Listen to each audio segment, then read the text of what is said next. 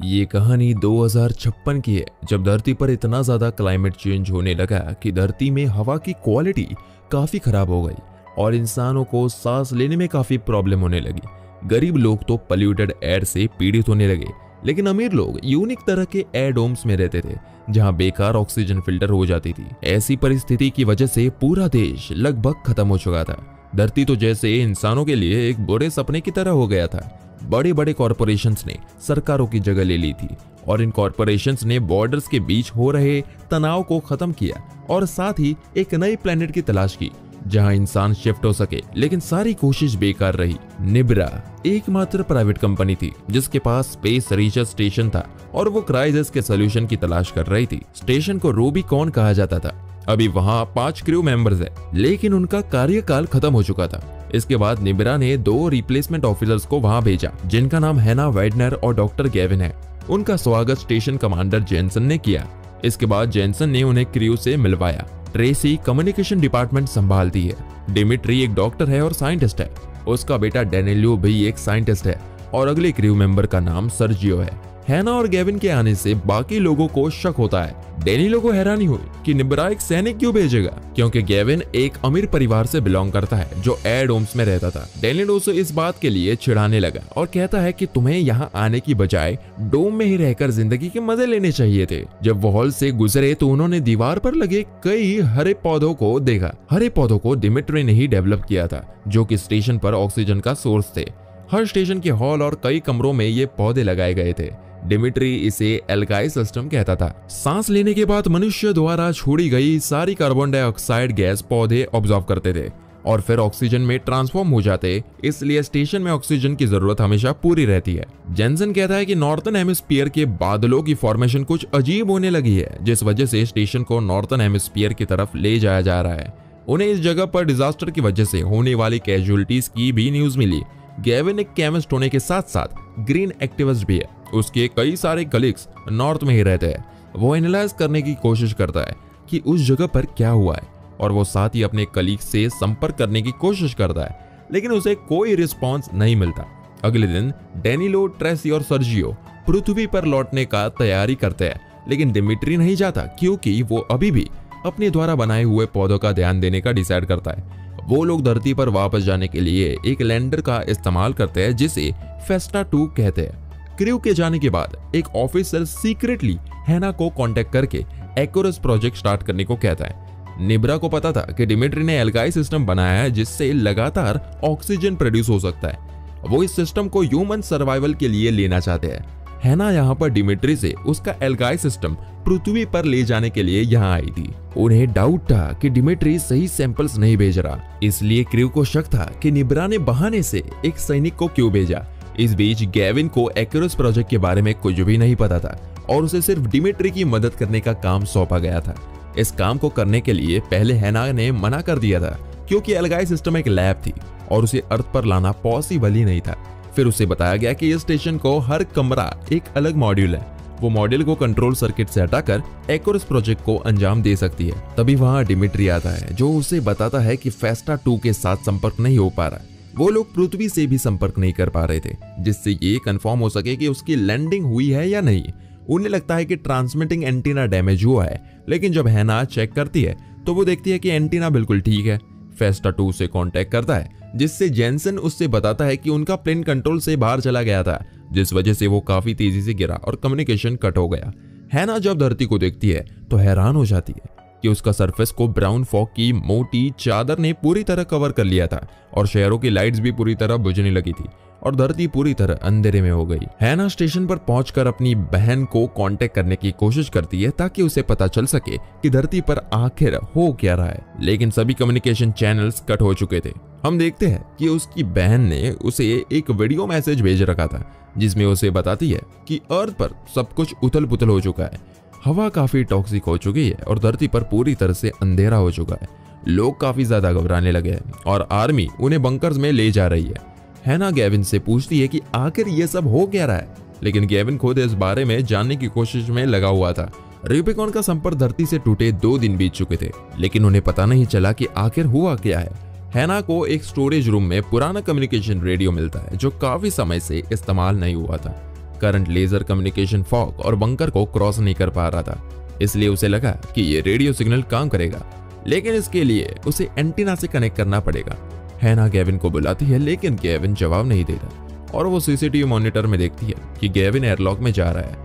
वो एयरलॉक में एंटर करके खुद को कार्बन डाइऑक्साइड गैस से मारने की कोशिश करता है, लेकिन हैना और डिमिट्री उसे बचा लेते हैं और हमें पता चलता है कि गेविन जानता था कि पृथ्वी पर क्या हो रहा है। उसे बुरा लगता है कि वो पृथ्वी के लोगों को बचाने के लिए कुछ नहीं कर पा रहा है, इसलिए उसने ये कदम उठाया। वो बताता है कि ये जो फॉग की मोटी चादर है, ये एनवायरमेंटल पॉल्यूशन और हार्मफुल केमिकल रिएक्शन का परिणाम है। वो कहता है कि अमीर लोगों के द्वारा बनाए हुए एडॉम्स भी इस हवा को प्यूरिफाई नहीं कर सकते, जिसका मतलब है कि उसके अंदर रहने वाले हर इंसान की मौत हो चुकी होगी। काफी सालों से गेविन सभी को इस डिजास्टर की चेतावनी देता रहा, लेकिन उसकी बात को सभी ने इग्नोर किया। जो लोग बंकर के अंदर होंगे सिर्फ वो ही इस हवा से बच पाएंगे, लेकिन एक टाइम के बाद ऑक्सीजन और खाने की कमी की वजह से उनकी मौत निश्चित है। पुराने रेडियो की ट्रांसमीटर से कनेक्ट करने के बाद हैना पृथ्वी पर कांटेक्ट करने की कोशिश करती है, लेकिन उसे कोई जवाब नहीं मिलता। डिमिट्री गेविन से कहता है कि वो इस तरह की हरकत दोबारा ना करे, क्योंकि एल्गाई सिस्टम 6 लोगों के हिसाब से बनाया गया है, जिससे एयर बैलेंस रहे और कम से कम स्टेशन पर 3 लोग होने ही चाहिए, नहीं तो ज्यादा ऑक्सीजन की वजह से बचे हुए लोग भी अपने आप मर जाएंगे। ये जानने के बाद उनके पास एक दूसरे के साथ रहने के अलावा कोई और ऑप्शन नहीं था, इसलिए तीनों लोगों के बीच अच्छा बॉन्ड बनने लगता है। वो सोचते हैं कि कैसा होगा अगर दुनिया में सिर्फ हम 3 लोग ही बचे रहे। कुछ समय बीत जाने के बाद गेविन और हैना रिलेशन में आ जाते हैं। 2 महीने बीत जाते हैं जब देखा जा सकता है कि अब पूरी पृथ्वी फॉग की मोटी चादर से ढक चुकी थी। ये लोग कभी फिल्म्स देखते तो कभी एक्सरसाइज करते। अचानक हैना और डिमिट्री देखते हैं कि कुछ एल्गाई प्लांट्स ब्राउन होने लगे हैं। वो सोचते हैं कि उन पौधों में कुछ मिलावट हुई है।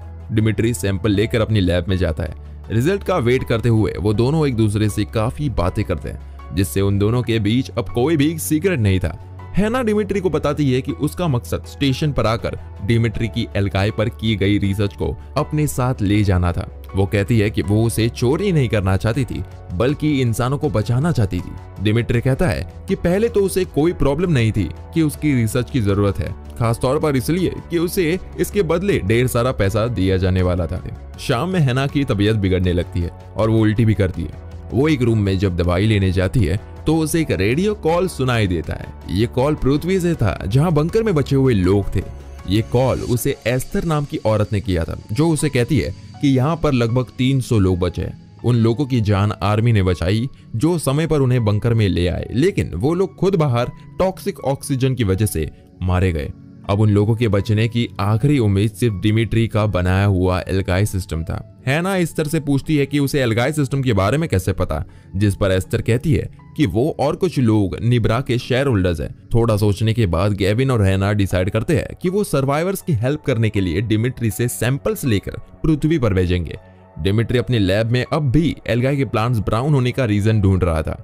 तभी बाकी दोनों उसके बाद पहुंचते हैं और उसे बताते हैं कि 300 सर्वाइवर्स बंकर में बचे हैं, लेकिन उनके पास सिर्फ 3 हफ्तों के लिए ऑक्सीजन बची है। अगर वो तीनों मिलकर इन प्लांट्स को लेकर अर्थ पर चले जाते हैं तो बचे हुए इंसान बच सकते हैं। वो लोग फेस्टा का इस्तेमाल कर सकते हैं और कोऑर्डिनेट्स का इस्तेमाल करके बंकर के लोकेशन पर पहुंच सकते हैं। डिमिट्री इस रिस्क को लेने के लिए थोड़ा हिचकिचाता है। वो कहता है कि स्टेशन से कोई हमें नेविगेट नहीं कर पाएगा, जिससे ऐसी सिचुएशन में अर्थ पर जाना सुसाइड करने जैसा होगा। इससे हम अपनी डायरेक्शन भटक जाएंगे। गेविन कहता है कि अगर उन्होंने कुछ नहीं किया तो बाकी सभी लोग मारे जाएंगे और उन्हें कम से कम उन 300 लोगों को बचाने की कोशिश करनी चाहिए। गेविन और डिमिट्री के बीच एक बहस हो जाती है। गेविन कहता है कि डिमिट्री स्वार्थी है और वो वहां से चला जाता है।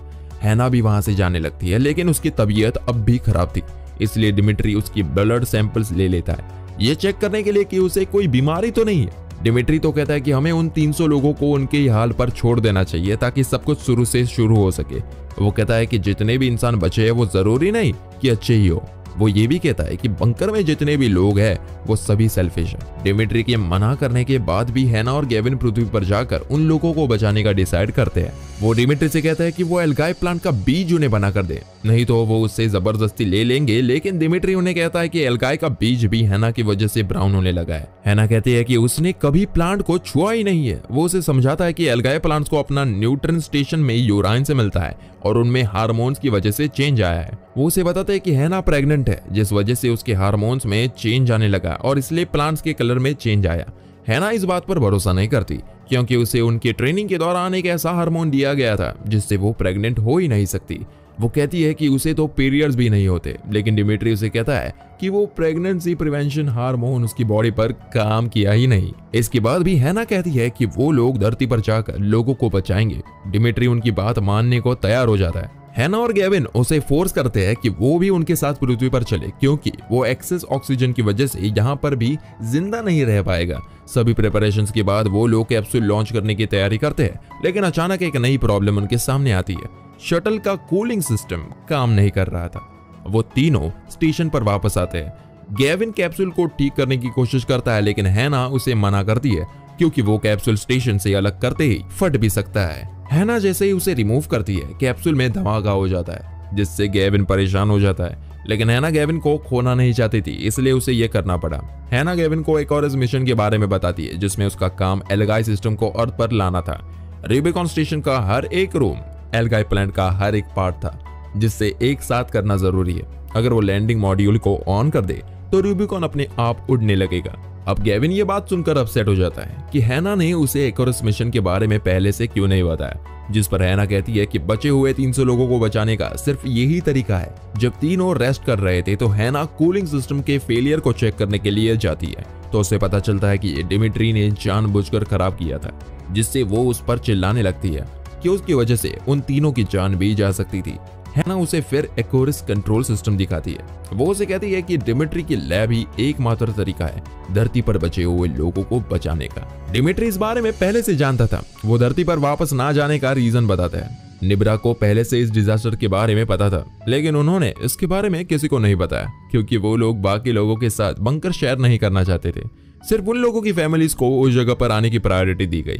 निब्रा को अगर ये एल्गाई सिस्टम मिल जाता है तो वो सिर्फ उसे अपने लिए इस्तेमाल करेंगे और बाकी ह्यूमंस के बारे में नहीं सोचेंगे। अगले दिन हैना धरती पर कांटेक्ट करती है और उन्हें एक्वरिस सिस्टम के बारे में बताती है। वो कहती है कि उसे आर्मी से कोऑर्डिनेट्स लेने हैं। इस तरह उसे बताती है कि यहाँ पर कोई सोल्जर है ही नहीं, यहाँ पर सिर्फ कुछ सिविलियंस और उनकी फैमिलीज है। वो कहती है कि यहाँ पर उन लोगों के रहने के लिए जगह नहीं थी। हैना समझ जाती है कि डिमिट्री की बात सच थी। निब्रा सिर्फ कुछ सेल्फिश लोगों का ग्रुप था जिन्होंने सिर्फ अपने बारे में सोचा। हैना सोचती है कि वो धरती पर काफी मुश्किल से जिंदा रह पा रही थी, जबकि गेविन जैसे अमीर लोग एयरडोम्स में अपनी लाइफ अच्छे से जीते थे। गेविन के पास स्टेशन के अलावा जिंदा रहने के लिए और कोई जगह नहीं है, लेकिन उसके बाद भी वो इंसानों को बचाने के लिए फिर कोशिश करता है। वो खुद को एक लिफ्ट में बंद कर लेता है और जो उन्होंने शुरू किया उसे खत्म करने की कोशिश करता है। इसके बाद गेविन डिमिट्री को बंदी बना लेता है और एक और उसको ऑपरेट करने के लिए दरवाजा बंद कर देता है और शिप को नीचे ले जाने लगता है। हैना के पास उसकी मदद करने के अलावा कोई और चारा नहीं था। जैसे ही शटल टेक ऑफ होने लगता है, हैना अपना फैसला बदल देती है और मशीन को डिस्ट्रॉय करके पूरे ऑपरेशन को रोक देती है। अब वो लोग धरती पर नहीं जा सकते थे। वो गेविन से कहती है कि वो अब शिप के अंदर रहकर अपने बच्चे को बचाना चाहती है, बजाय सेल्फिश अमीर लोगों को बचाने के। गेविन को हैना का ये बिहेवियर अच्छा नहीं लगता। इसके बाद वो दोनों काफी समय तक एक दूसरे से बात नहीं करते।